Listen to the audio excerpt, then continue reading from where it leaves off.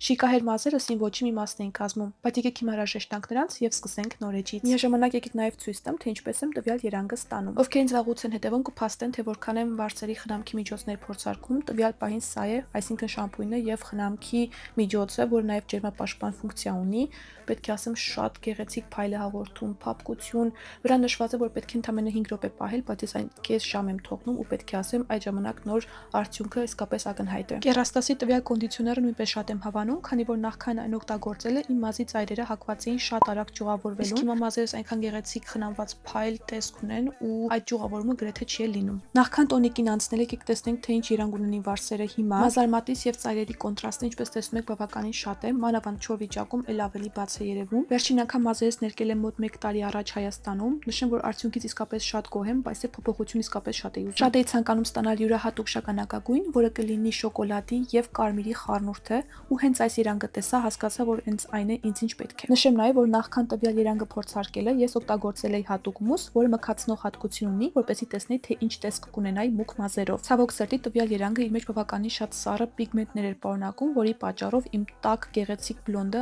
այսպես ասած, կանաչել էր, եւ քանի որ տվյալ գլոսը իր մեջ բավականին շատ կարմիր պիգմենտներ է պարունակում, այն չեզոքացնում է միաժամանակ նաեւ այդ կանաչ պիգմենտը։ Տվյալ դիմակը պերմանենտ չէ, այսինքն մի քանի անգամ լվանալուց հետո այն կորցնում է իր երանգը, բայց այն շատ լավ սնուցում է վարսերը, հաղորդում է փայլ, չեզոքացնում է անցակալի պիգմենտները եւ մազին հաղորդում է ել ավելի ինտենսիվ։ Տվյալ երանգը որպես պերմանենտ ներկ դեռ չեմ գտել, բայց հենց գտա անպայման կներկեմ։ Հիմա թողնենք 10 րոպե եւ լվանանք։ Վրան նշված էր 10 րոպե, բայց ես մոտ 15 րոպե եմ թողել ու ինչպես տեսնում եք, լվանալուց հետո բավականին մքացել է մազերս։ Ինչպես տեսնում եք, մազերս մքացել են, կարմիր պիգմենտը նույնպես տեսանելի է, բայց քանի որ այն ինձ համար դեռ բավականին բաց է, այն կմքացնենք կրկին այս մուսով, որը պետք է ընդամենը տարածել վարսերին եւ հարդարել, եւ վուալա մազերը կմքանան։ Եվ ինչպես նշեցի, այն իր մեջ սառը պիգմենտներ է պարունակում, այդ փաստը շատ կարեւոր է չմոռանաք։ Երբ վարսերից երանգը դեռ բաց էր, շատ էի սիրում ծավալ, ալիքներ, խուճուճներ, դա իմ այցեքարտն էր, այսպես ասած, իսկ հիմա մքացնելուց հետո մի տեսակ հավանում եմ ուղիղ տարբերակը։